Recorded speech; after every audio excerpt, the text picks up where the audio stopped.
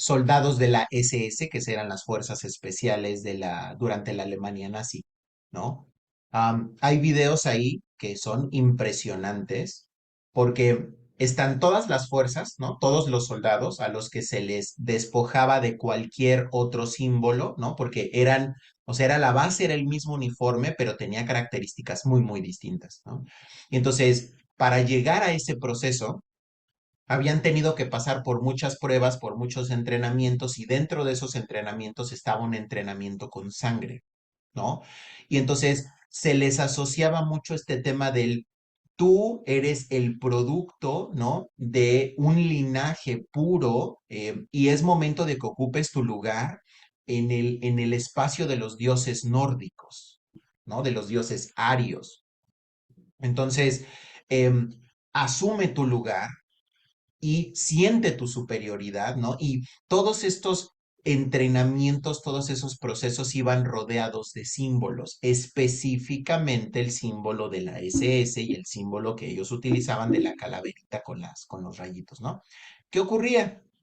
Am, Al final, cuando venía la noche, era de noche, era en un, pues, como un tipo estadio que Hitler había creado, ¿no? Y entonces estaban rodeados de las banderas, ¿no? Del régimen, estaban rodeados de estos símbolos, estaban los calderos, cada uno de los calderos tenía atrás la figura de este dios poderoso, ¿no? Entonces, estaban rodeados de todos los elementos mitológicos para que se sintieran en un Olimpo y que estaban tomando su lugar en este Olimpo.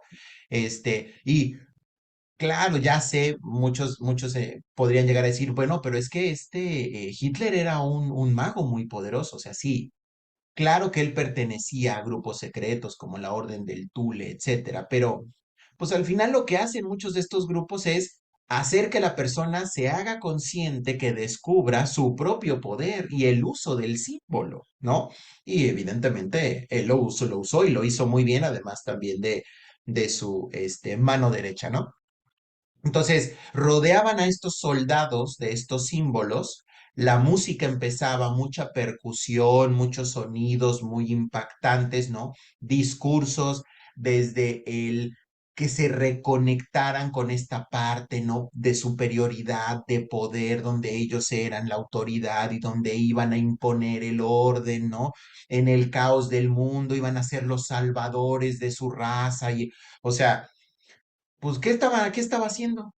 Los estaba haciendo entrar en trance, conectarlos con símbolos y que activaran facetas que ellos mismos, que todos tenemos, y que no sabían que tenían.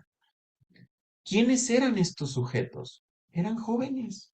Eran jóvenes estudiantes, granjeros, trabajadores de fábricas, eran personas que tenían familias, hijos, esposas, eran personas normales.